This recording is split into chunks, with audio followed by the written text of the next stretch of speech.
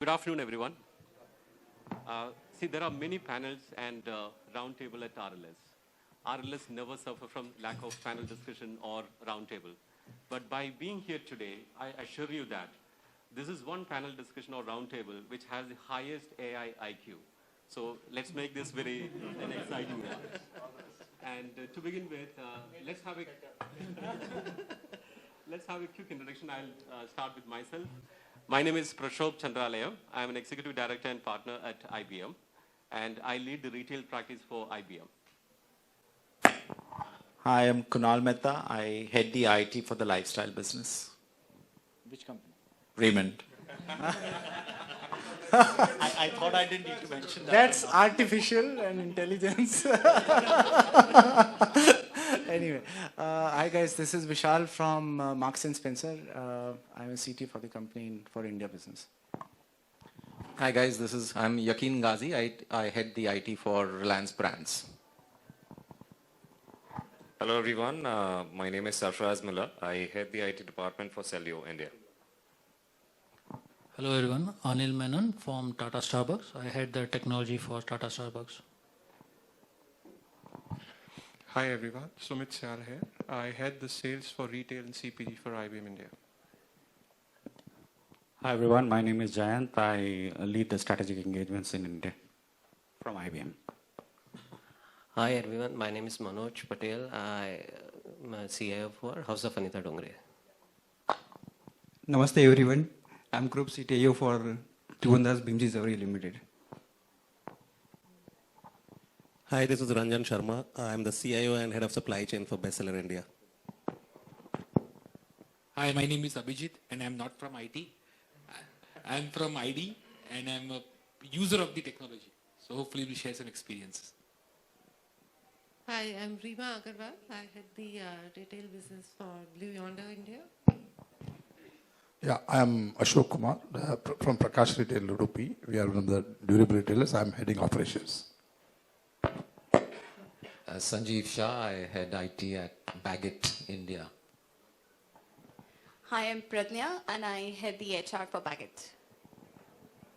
Thank you so much. And in terms of setting the context, and our discussion is all about AI experience in the retail. And when we talk about AI, and if we consider that as the engine, the fuel of that is all about data. So let me just set the context. 31% of the world GDP do come from retail, and that is economy at scale. And even from a digital perspective, the data that is very exciting is that almost 40 petabyte of the data is generated in the retail at every hour. And that is to some extent is shaping up the economy. And it is not just yet another data, but it is the data which is basically the demand signal for the world. There is plenty of data in the retail, and no perhaps other industry could claim about so much of data that has been generated. The question therefore is that how are we using this particular data, and how are we embracing the digital transformation as well as AI journey? There are some very interesting use cases across the globe. And if I were to just quote a few of those things, the number one is the Walgreens. They use AI primarily to predict the flu outbreak. And being like healthcare operator and being like a supermarket on the healthcare, they primarily look at the antiviral prescription, and they would fill those things from the 8,000 of the outlet they have it, and they would let know that information to the public. They also use that particular information to just stock up their inventory. Coming to that fashion side, the Sephora, they have this color IQ and lip IQ. So primarily they use this particular cosmetic.ai primarily to look at how the people could look at their demographic profile, their skin tone, and try out all these things without really being physical. They could try digital form to use those things. Quite easy, quite nice, and I think that is revolutionary that particular market quite well.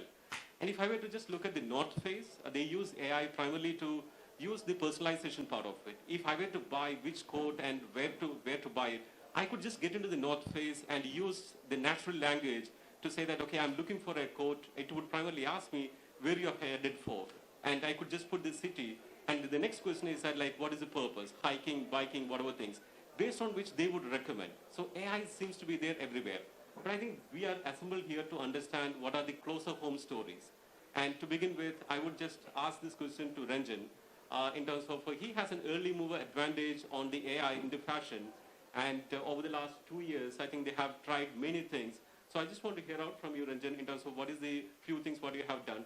But before that, first I just want to congratulate you because you just inaugurated one of the most fashionably looking fashion warehouse in a record time. So big congrats to you. And over to you in terms of what you have done at your organization. Thanks, Prashobh. So we started on the AI journey almost about 2.5 years back, and we said, what are the most or the biggest challenges that one has to solve today? Where is the money stuck? The money is stuck in inventory. The money is stuck in products. The money is stuck in product development. And that's something, because in retail business, your biggest investment comes in terms of inventory. And we said, how could we solve those problems? How could we start using, because we already have generated over the past so many years enough data that we have in terms of giving us signals in terms of what we should be designing, where it should be launched, what could be the timing of it. But was it humanly possible for us to be able to decipher that? And also to be able to catch up some trends in terms of future trends, in terms of what could possibly be designed and made that could start making sense for our products on the floor. Because at the end of the day, what we struggle with is the full price sell-through. That's the biggest game changer, and that's the only thing that we all depend upon, fashion players at least. And that's where we started bringing in AI in two areas. One, in terms of looking at the future trends. To start with, that's something that we piloted with one of our brands, Vermoda. Then about 2 years back, what we also started discussing with IBM in terms of how could we bring AI more in terms of everyday life. AI, I think, should be something which is not there on your face, but it should be working on the background to give you insights to be able to take decisions. Retail fashion is a lot to do with gut decisions. But what also needs to be balanced is how do you balance that with the scientific information so that the gut decision is backed up with some data. And that's where we tried bringing in AI, and we've just launched something in the similar space, which is something that we are using, which we started with IBM on a garage model. And we are using that more from a designer's view, from a designer's perspective in terms of what should be designed, what are the possible sell-throughs that one can derive out of it. If there are minor changes that they would do to the product, would the sell-through improve, reduce, whatever that could make sense to them, colors, and different attributes of the product. Then the second is how do you merchandise that? Because that's pre-season. Once you get into the season, then the challenge is how do you merchandise that? You would have bought something almost 6 to 8 months back. Seasonality would have changed. Demographics would have changed. Catchment areas, whatever they need, the kind of colors that are in India is a diverse country. So how do you merchandise that right? Because there is always a possibility to be able to sell a product faster in certain places. And that's where again AI is helping us to do that. We've done this project for one of our brands again, and we've got some very good signals, very good response from these guys. So as I told you, ID is into supply of fresh food. And while most of you here have shelf lives of 6 months or forever, in ID the shelf life is probably only 7 days. So our highest selling product is the idli dosa batter. We supply 50,000 kg of idli dosa batter every day to 30,000 outlets in most parts of India now. So as it was mentioned earlier, data is extremely crucial to us because one, we don't need to care about the bottom line, but also the amount of food wastage which happens. Because we have to be very careful how much we stock, how much we keep at every point of sale. And these are small ticket items. The per transaction is about 200 rupees, 300 rupees. So even a small difference, a percentage difference, brings a huge lot of change to our bottom and top line. We've done a couple of projects in this area. Today we are working with this data. A lot of it we generate. We generate 30,000 touch points data every day. We work on this to make sure that the stores have the right kind of data available. The stores are visited every day. Very recently, we launched a very interesting product called Know Your Coconut. If you've seen it on YouTube, it is our foray into artificial intelligence. Without opening the coconut, you exactly know how much water is inside, how much pulp is inside, right? I'll share the secret with you after the session. But I can tell you, we have not opened it, we have not touched it. It's purely data and intelligence. From our experience, the use case for AI is from the retail and fashion, like Ranjan said, is on the markdown, you know. And a lot of retailers and businesses, they really bleed in markdown because the kind of markdown we do is a flat 20% go to 30%, 40%, and 70%. But there are organizations who have done away with their markdown, and that's basically the probabilistic and very precision you know, pricing for per SKU and per size and per store. And you know, how do you do your clearance pricing on a daily basis, and how do you markdown on a daily basis so that you can do away with your markdown department, and that means do away with your markdown stores, distribution centers, and markdown people. The other use case is you know, in terms of fresh. So fresh as a category is very, very volatile, just like you know, our friend said over here. It's got low shelf space, and therefore, you know, how do you reduce the wastage in fresh? And every 1% increase in the forecast accuracy can actually increase your top line by 3%. And that's the kind of you know, use cases that we are seeing and we are driving with our partners. Yeah, for the timing, we are not using any AI. We are planning to use it. Yeah, for us at Baggett also, I think we are in the stages of using heuristic or rule-based engines to come up with replenishment plans for markdowns and inter-branch transfers and so on. And we are actually looking to see how to leverage AI or machine learning and so on to actually improve those numbers. So we're at that stage.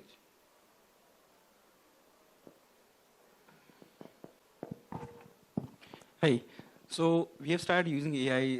In fact, I would say we are still testing it. I would not say we have gone live because the data what we have, you know, we are using high ticket size jewelry, you know. So every customer has a different demand, you know.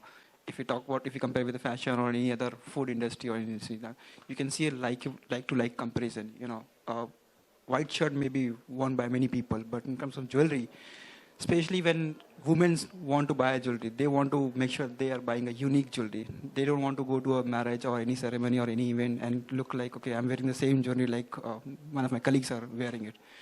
So even though we have a lot of designs, you know, but there is a lot of change comes in. The demand for change. Whatever kind of designs we make, you know, in all our 40 stores, what we have unique designs. But still, there are cases where customer don't like any design which is lying in any of the store. Now they look for customization.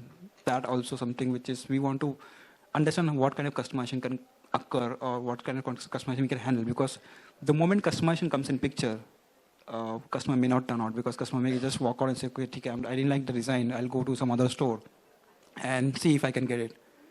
So that's a loss of sell for us. So what we're trying to do, like whatever items what we have, whatever designs we have, you know, and what is the fashion trend in the market. So there are times like when people buy jewelry based on the movie collections, you know. So movies start promoting their trailers, and we do also tie up with the movies and to understand what kind of collection we should be having it. There are cases like there are different events happens like the weddings, though weddings in Hindus, weddings in Muslims are different set of jewelry.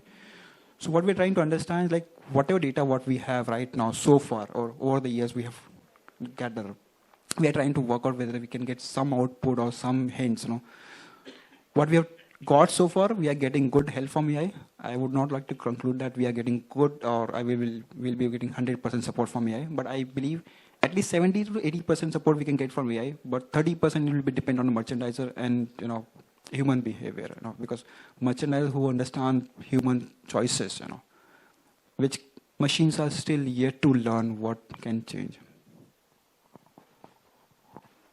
Hi.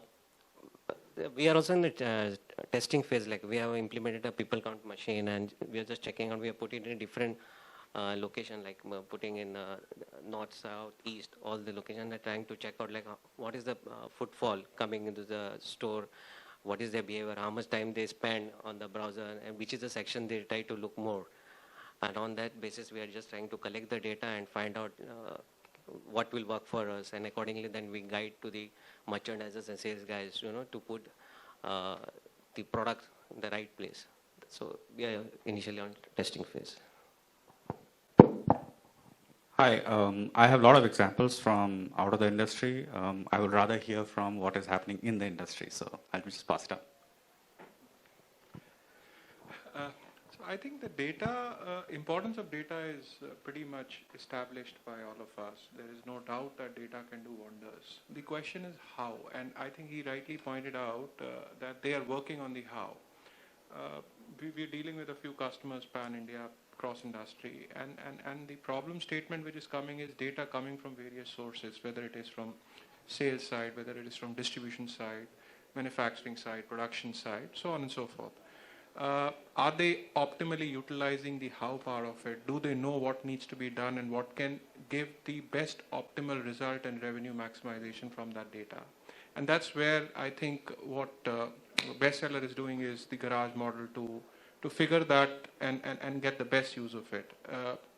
Data can be used in multiple places to get multiple results, cost, profit, so on and so forth.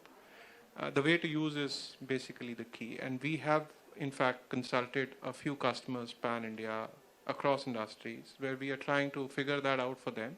But data at the end of the day is pretty much real. Everybody knows that unless they use or fruitfully use the data to get the maximum, they're missing out on something. Our journey to AI is still to start. So let me be very there. What we are trying to do now is, see the fuel for AI is data, right? If your fuel is bad, you will have it, the mileage will be as much as you can get, right? So we work more on how much data richness can we get. Meanwhile, while we are doing the whole small touch-based POCs and seeing the rule base and other factors, if it works for us or not, while you're enriching the data itself, you find out that you'll be missing on many attributes which would have funneled you in future.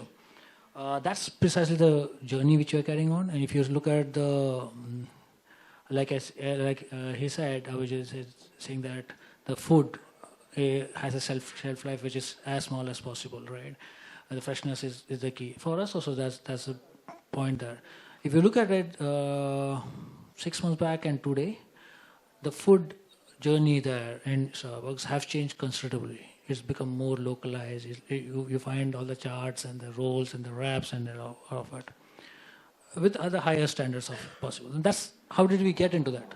We had some intelligence running behind and telling us the customer journey at that point of time, what he likes and what he doesn't like. If beverages are going good, if food is going down, what does it mean? And in India, food is something which pulls in, has a best walk-ins coming in, right? So we started concentrating on more on how do the food articles be better and so on and so forth. That has enriched our data per se also. And eventually this will then pump into the AI engines. That's where we are. So for us, AI has helped us initially with respect to merchandising, like Ranjan said, merchandising is something which is initially whatever we picked for customers was on a gut feel as per what that particular person's liking are or what they are feeling that the customer is going to buy from us. We've started and we've seen certain results with respect to the changes what the system has given us with respect to numbers or the design changes and so on. We also started with a customer-facing app, which we are trying to understand the customer pattern, and depending on the customer's buy, we are trying to give him promotions with respect to that. So our CRM is also trying on, we are also trying the CRM program with respect to AI. So that is something that I think by March we'll go live and see certain results. So that is something that we are on the second phase. A couple of projects in what we have tried. So in the past we have tried looking at how do you solve the inventory problem, okay? But it then just results in forecasting, all right? So it's just kind of an auto replenishment and forecasting model, which is, it boils down to that, depending on, you know, so I'll give you an example. You know, we had one such case where a particular product was not selling, and the system was replenishing it in like a few quantities, sub 10 quantities for that matter. Now the system was optimized to actually say, okay, whatever you're selling, I'm sending, right? But eventually a human being was then required saying, boss, because I'm not having enough stock, I'm not selling, right? Now, this is a kind of a chicken and egg situation, you know, what the system does versus what we would like it to be. That was, if you was, is just like a critical basic product which a particular state or a community has. And because for some shortages it was not filled up, the system after that kept on saying, boss, okay, you are only selling this much, I'm only sending this much, and that's a complete loss of sale. Okay, so as I said, it boiled down to some other intelligence required, which of course we are not able to then kind of get to the right results.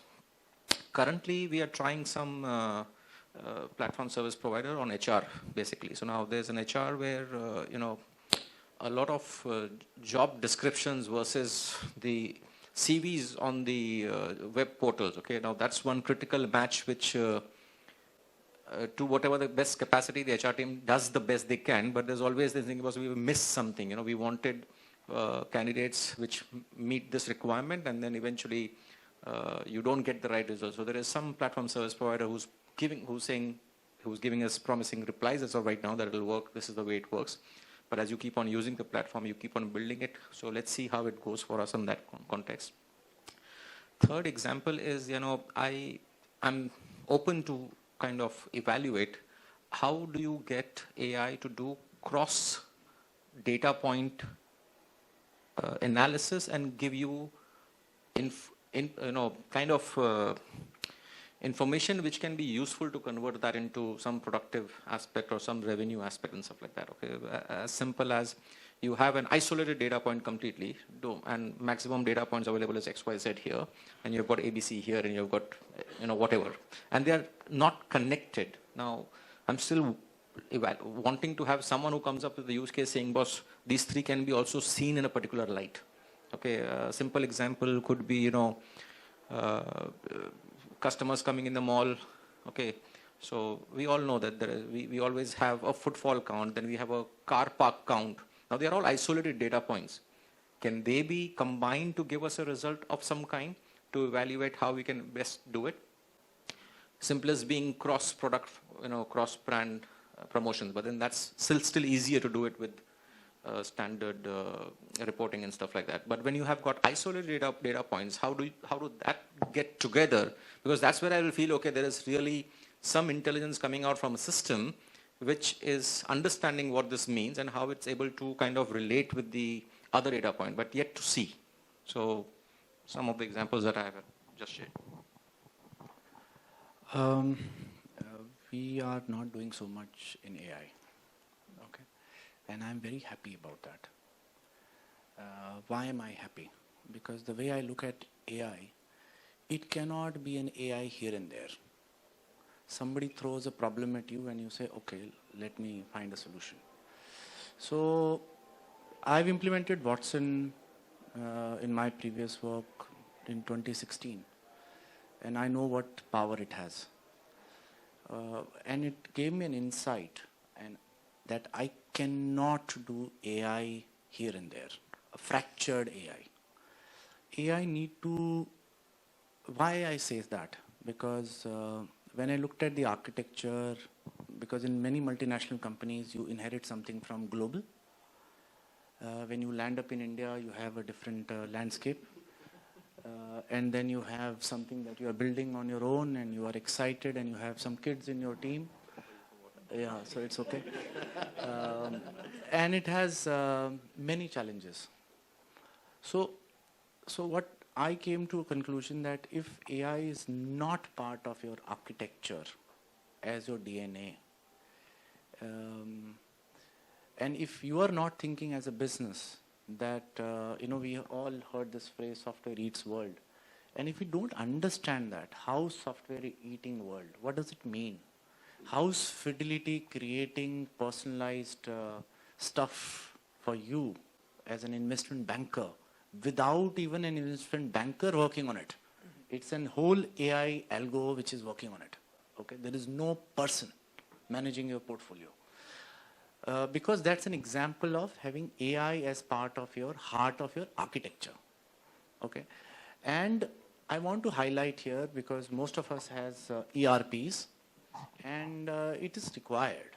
But with ERPs, people got scale, they got standardization. What traditional ERPs, what they have done is basically created silos between various different, within the same company.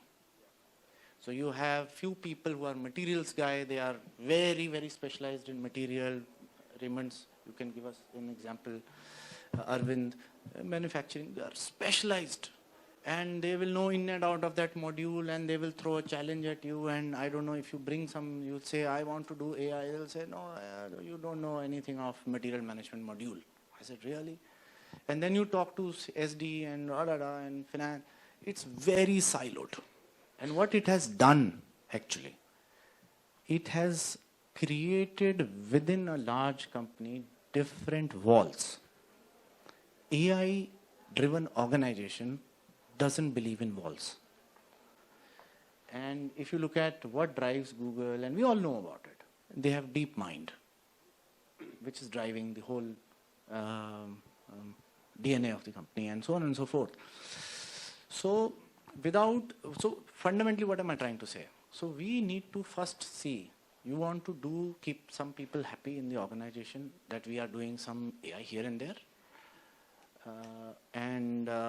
so that we have few things up our sleeve, or you want to sensitize organization that, guys, this is where the world is headed. I think there are multiple CIOs and CXO level people on this table, and more people in the audience. In my view, that's our job, to educate first. Because solution providers, in different point in times, Steve Jobs, actually, it's his famous quote. He said, there is always a technology looking for customers. And and he said that when he launched the iPod, and somebody said, what use of iPod when it doesn't have a radio? He said, really? You want radio in iPod? So it's the same thing, you know.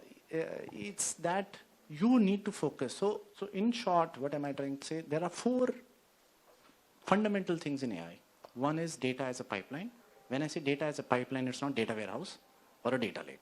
It is something which is an automated, semi-automated process, which cleans the data, which gathers the data, cleans the data, maintains it, and protects it. Okay? Then you need to have algos on top, which is solving various problems that Ranjan and some of you described. And then on top of it, or aside, whatever way you look at architecture, you need to have a sandbox where you are experimenting, like Yakeen mentioned on HR topic, and where you are experimenting on many different algos. And how do you productionize it? How do you scale it? The 4th element is very important, is the infrastructure. So that you mentioned, like, how does your end-to-end infrastructure supports that? Because it needs to be an automated thing. If it is not automated, then it's a waste. If you don't have sensors, you don't have, like you mentioned, mall entry, or the whole ecosystem need to play. So this is my conclusion, and hence I am trying to not jump into this thing. Do it when you are clear what you want to do. Thank you. Need I say anything now? Sorry. No, I think, bang on target. And honestly, you've pretty much, covered the essence of what and why should an organization really look at AI, to be very honest. Even at our end, it's a similar thing from the apparel's perspective, at least, where we're not looking at AI, because one, your data needs to be clean. Secondly, like you rightly mentioned, how the organization works, right? The merchandiser, the buyer, the supply chain, are those guys looking at the data in the same fashion? Now, if they're not, then there's a big issue over there because, you can give the best report in the world, but, the buyer, the designer will come and say, but, this is what's working now. What you're talking is what was 6 months back, and I don't agree with you. So that is another thing that you need to look at, get the human element out of it. And how ready is the organization to let that happen also? If you start challenging the designer for everything that he's doing and ask him to, come with facts, then probably it will work better. But if it's just going to be, data which is coming out of a system, someone's going to look at the report and say, yeah, fine, but I'm still going to do this. It's not going to take you anywhere. But where we started using AI about a year and a half back was on the textiles part of it. Because that was a more matured business for us. A lot of products are also NOS for us. So those are the places where you can really start defining that what's working, what's not working. The amount of inventory that's there with not just with us, because we have a B2B business also, and that's huge, right, for us, which is on the textiles part. So that is where we started using all of that, and we've seen great results on that part because they look at data very differently from the fashion guys. Clear demarcation within the same organization in two different businesses in terms of how they look at data. The constant motivation is how do I keep improving my top line? How do I try to increase my NOS set of products? If I'm still doing fashion, what amount of fashion element do I need to add into my suitings and shirtings business and kind of drive sales over there? We've started working with dealers and wholesalers in that area. So that was a big paradigm shift for us where, those guys also want, because, we started booking 6 months before. So the inventory starts piling up if things don't work. So what we started doing is with the new season, which was coming about 3 seasons back, we started telling them what they should buy. And we got into this mode where we said, if this doesn't work, we'll take it back. So you start getting a buy-in from your business partners. And that worked. And then obviously the word of mouth, that, oh, it worked for us because then one region, wholesalers and distributors, yeah, it's working great. And, they're not bullshitting with the IT over there. Let's try it. And then you start getting more and more buy-ins. So we have about 6,000 to 7,000 wholesalers and dealers on our app today, through which we send promotions, we tell them new products which are coming out, their orders are floated through that. The next level of not just the dealers, but even the tag dealers, so whom they sell, right? So they're all connected now. And the idea is to get to a number of 20,000 by end of this year. Yeah, and then probably increase it from there on.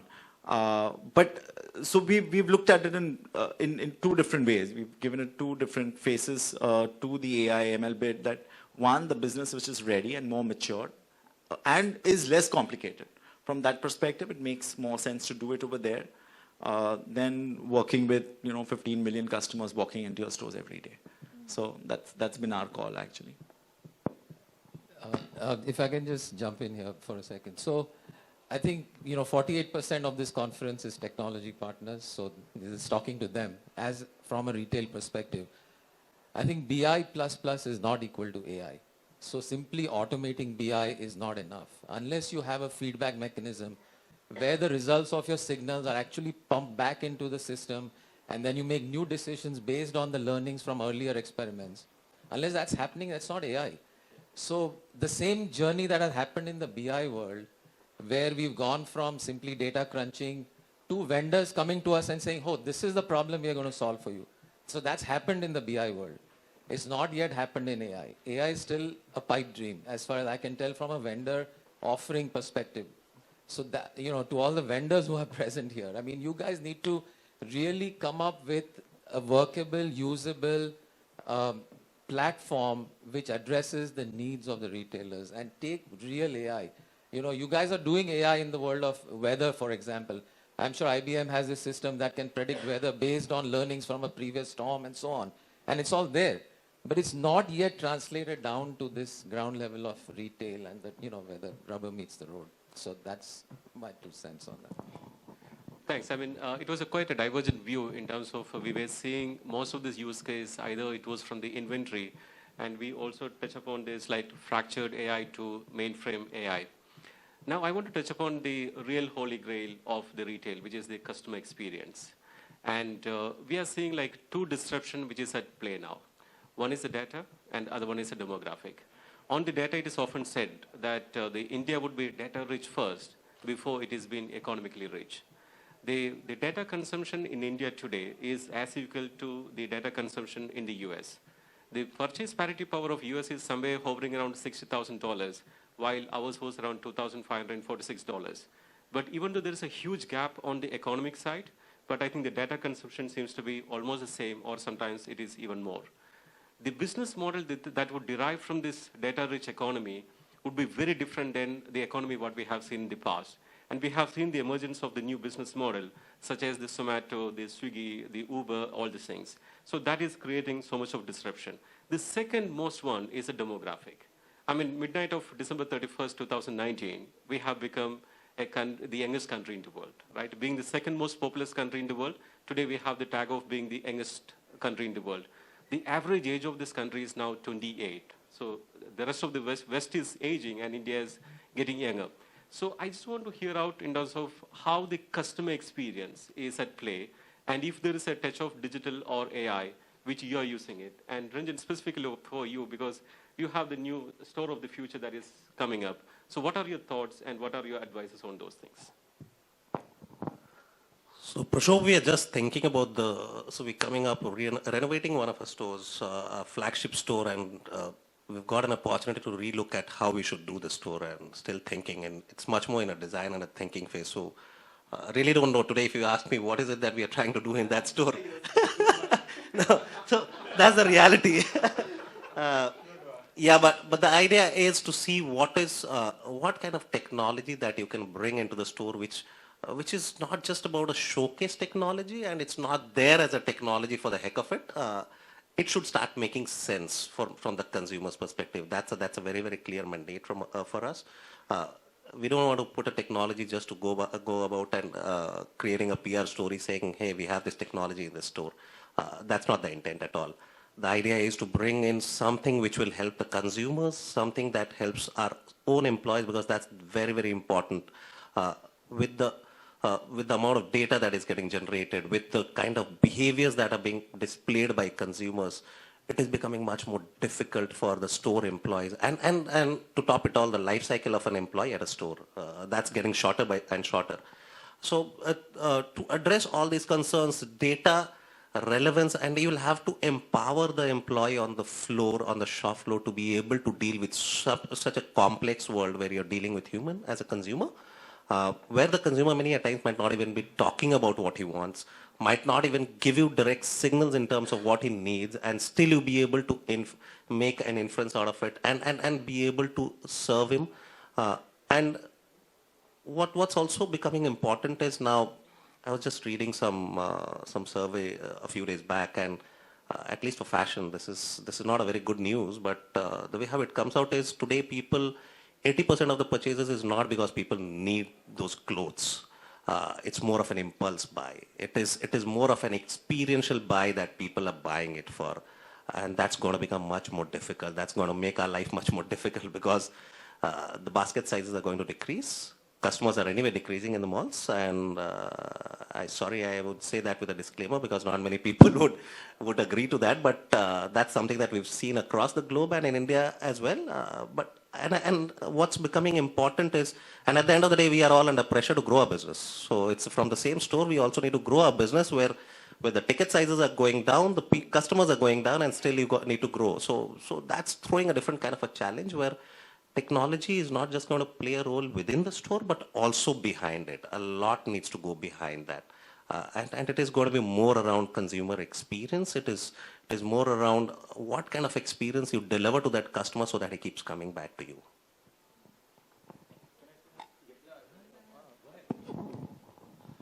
See, my few cents on customer experience and this thing. I think if I need to draw X and Y axis, there are some retailers like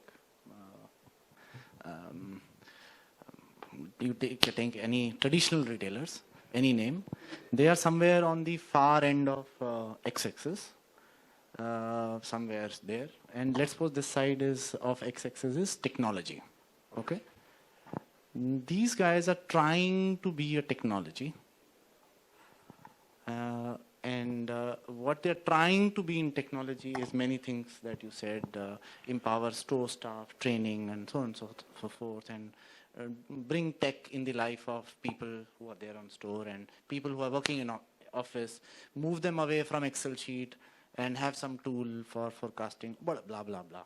And that's their idea behind a retailer moving to technology side, okay? And have e-commerce and understand what people are searching and so on and so forth, and have how do you send customized emailers as SMS. That's very basic, fundamental, what many people are doing with the X-axis, high retail focused guys. Okay? Yeah. Yeah.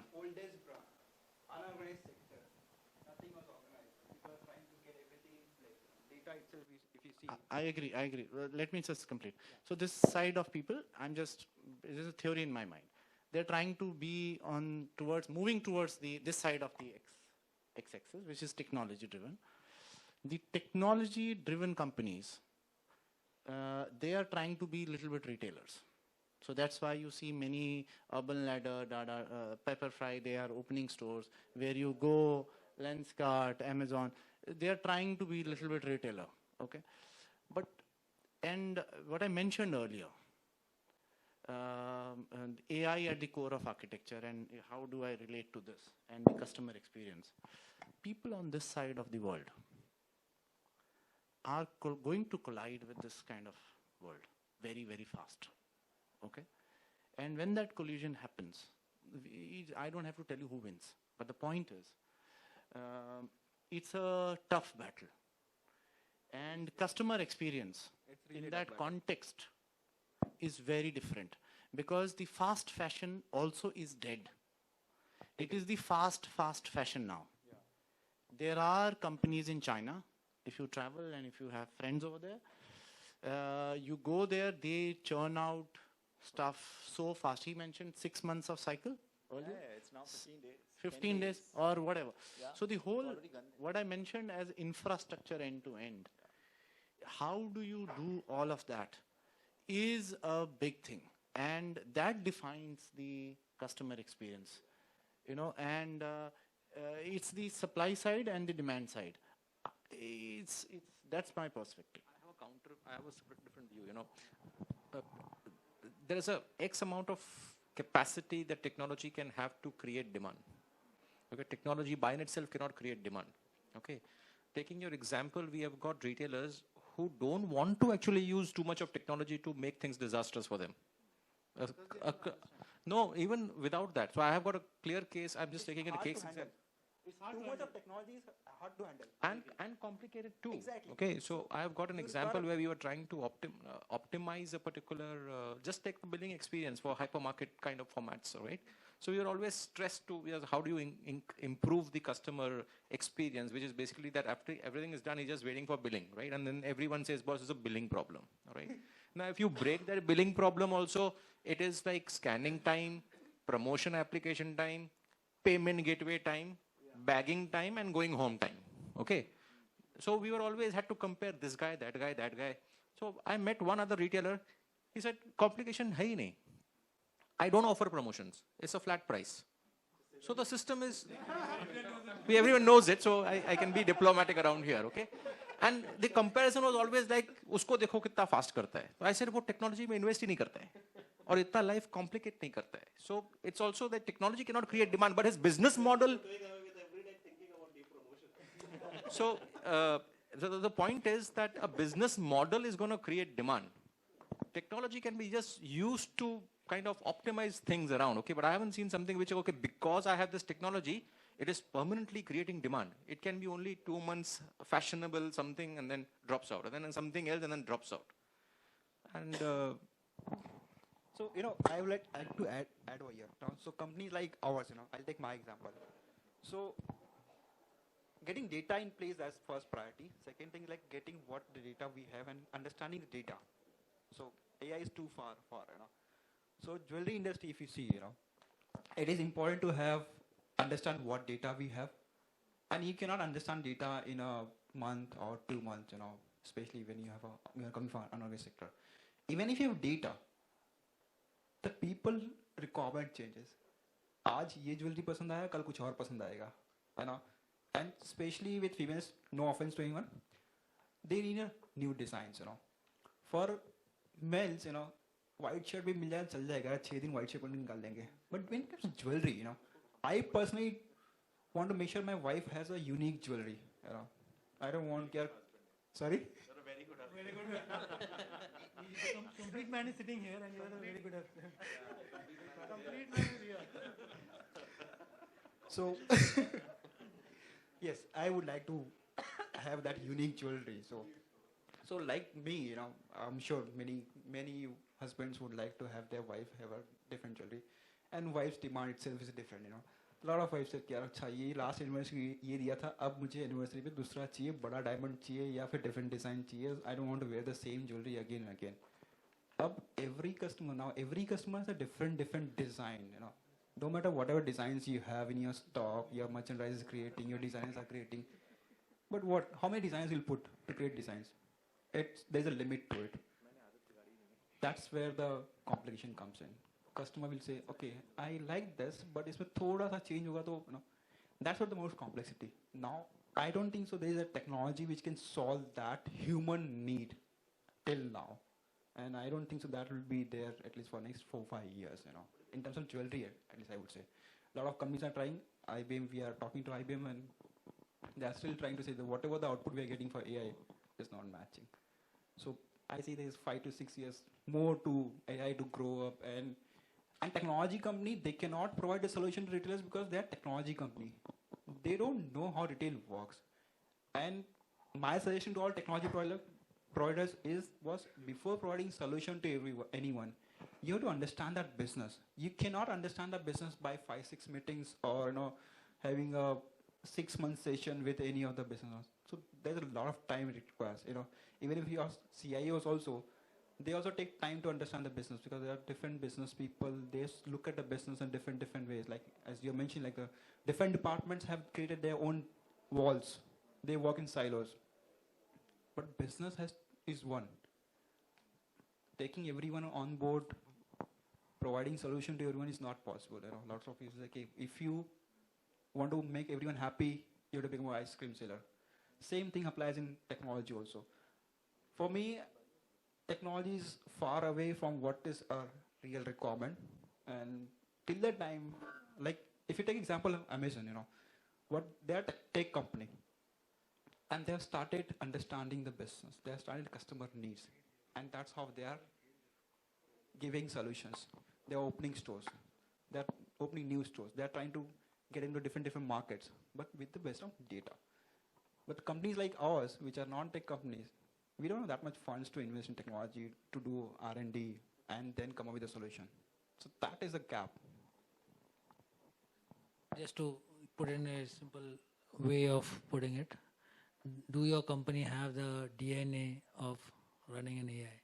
If it's not there, no matter what you do, IT or non-IT or whatever, if one person fails in it, one function fails in it, your customer experience is all over the place. No matter how much data you pump in, how many infrastructure you bring in, lakhs or crores or old age, new age, future age, if your DNA doesn't have it, you're dead.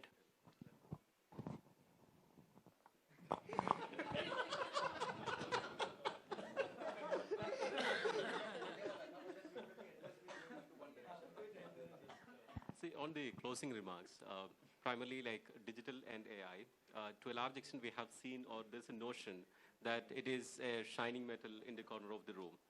And often like it failed to become a mainstream project, right? Because it sometimes like failed to take off even at prototype stage. So I just want to hear from you in terms of what are your thoughts in terms of making these projects into the mainstream, And by embedding this into the business process, will it really become beyond a prototype?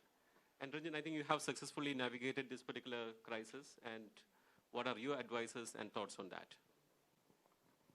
So I think what's important is to keep it out of the limelight. The more people watching out for it, the more complex it's going to become. So keeping it away, keeping it into a dark room always helps at times, because then you get time to get the mind share, work in an isolation, plus still be on the outskirts, seeing what is happening and being able to imbibe that. And that's something that we did. So what we did was we did not create this because AI is everybody is fascinated, and then people will start storming you with thousands of ideas. Can you solve all of them? It's very, very difficult to solve all of them. So idea is to focus on one problem that you're trying to solve, have limited amount of people participate in it, and bring in the end users. So what we did was we brought in the designers who could participate, who are the most difficult guys to actually think about technology in this space, because they at the end of the day like Photoshop and they like CorelDRAW. That's their world. Getting them to participate itself was a big challenge. Getting them to talk about their problems that they wanted to solve. And in fact, we started on an AI journey, and we realized we did not have a PLM. And we realized a lot of things that they were asking was more related to PLM. And we said, we could have easily gone back to them and said, hey, this is going to be done in a future project in PLM. But we said some of the things, it might make sense to even make it as part of the project, make it a part of the tool, because that is going to help them. That will bring in a process, a structure. And one of the important thing also was to how to imbibe AI, which is not simply looking like an AI itself, but it is more about helping them do the job better. Giving them that incremental value is important. We were not trying to solve all their problems, because then we would have got into too many complexities. The idea was to give them their flexibility, their space, leave them in the space that they were, let them do what they are good doing at. Still, and I'm sorry, Puran, but AI is not about replacing human being. AI is about supporting human being to do better things in a better way. So that's the model that we took up. We said, how do I support or help that guy to do his job better? And that's where AI started playing a role, and stayed still nimble. And that's the way how, and in fact, even still till date, we've not launched it for the entire organization. We've done a pilot with one of our brands. We've done a soft launch. We've not gone ahead and announced within the entire organization saying this is something that we've already done. We're still going to do that next month. But one of the big thing is also about how you work with the partner. Whoever is your implementation partner, I do agree that they will not bring in that domain knowledge. That's the reason why we are going to be there. Our team is supposed to bring in that domain knowledge.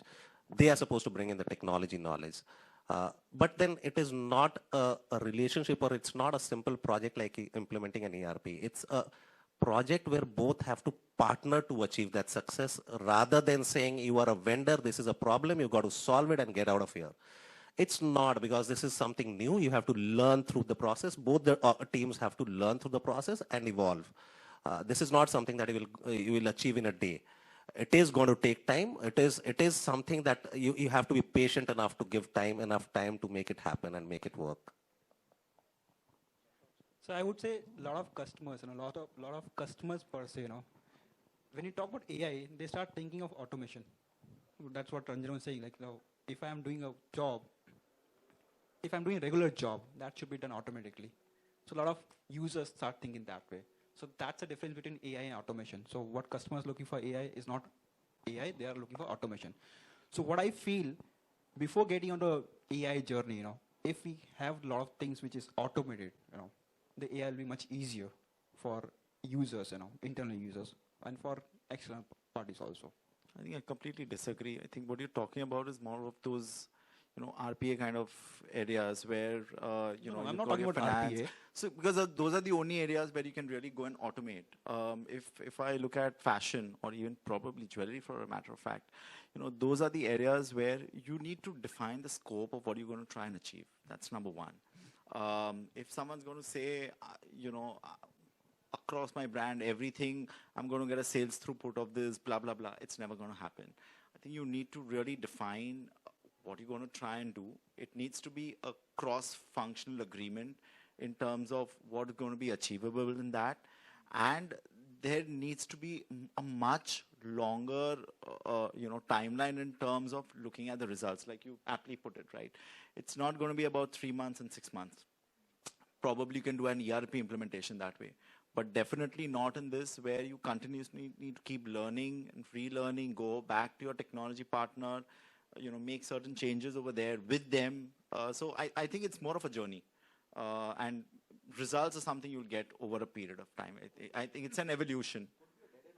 It could be. But, even that will be a learning, honestly, to even reach a dead end and say that, I will not be able to do this, or I will not get a solution in that. That itself is, also an agreement that, we're not going to go. Absolutely. Be ready to fail very quickly, but then the only thing that you need to define is how quickly you need to take that decision, because you should not invest a huge amount of time and money and energy of the organization and then fail. But then it becomes very, very difficult. So you'll have to start getting early signals, and that's where prototypes or a minimum viable program prototypes could help, where you start thinking a lot and even trying to figure out even before you jump onto a use case, because it's very exciting at times saying AI can solve this problem, but then even knowing whether it makes sense for you, will it help you really is important. And in any new technology like AI the success will only depend upon how committed we are.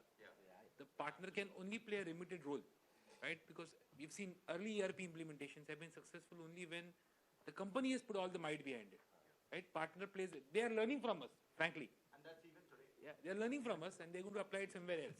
So our commitment is going to drive the whole project.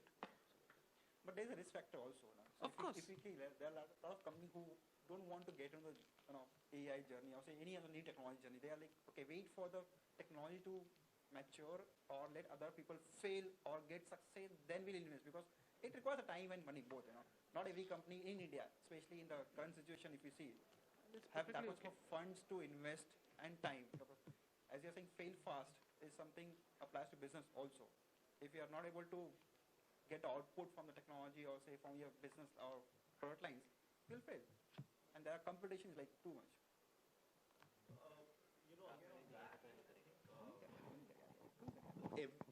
Every retailer, works very differently, and the ethos are different, the ways of working are different, the culture is different.